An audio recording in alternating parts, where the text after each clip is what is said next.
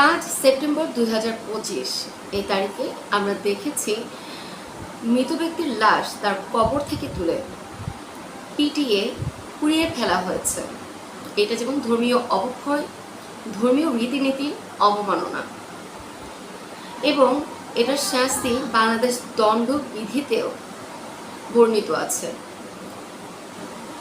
শাস্তি বলার আগে আমি একটু ছোট করে বলি, আমাদের মহানবী হযরত মুহাম্মদ সাল্লাল্লাহু আলাইহি ওয়াসাল্লাম তিনি যেসব যুদ্ধ করতেন কাফের, মুনাফিক, মুশরিকদের বিরুদ্ধে, এবং সেই যুদ্ধে যে এই কাফেররা যারা নিহত হতো তাদেরকেও কখনো পুড়িয়ে ফেলা হয়নি, মাটি চাপা দেওয়া হতো। ফেরাউনের লাশ আজ পর্যন্ত পোড়ানো হয়নি। তো সেখানে বাংলার কিছু তৌহিদি জনতা তারা কিভাবে কবর থেকে লাশ তুলে পুড়িয়ে ফেলে,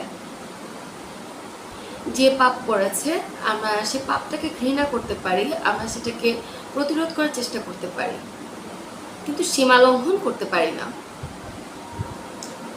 আমাদের এই সমাজে তৌহিদি জনতা নামে যেসব জঙ্গি গোষ্ঠী বাংলাদেশে আতঙ্ক ছড়াচ্ছে, বাংলাদেশের মানুষের মনে আতঙ্ক ছড়াচ্ছে, সরকারের এখনই উচিত তাদের বিরুদ্ধে কঠোর পদক্ষেপ গ্রহণ করা।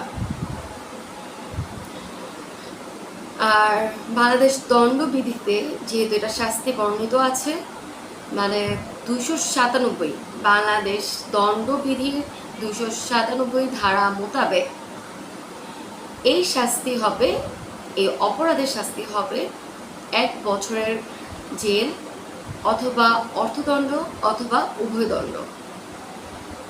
আসুন আমরা সীমা লঙ্ঘনকারীদের বিরুদ্ধে সোচ্চার হই, কারণ এরা বাংলাদেশের ভাবমূর্তি বহির্বিশ্বে নষ্ট করছে।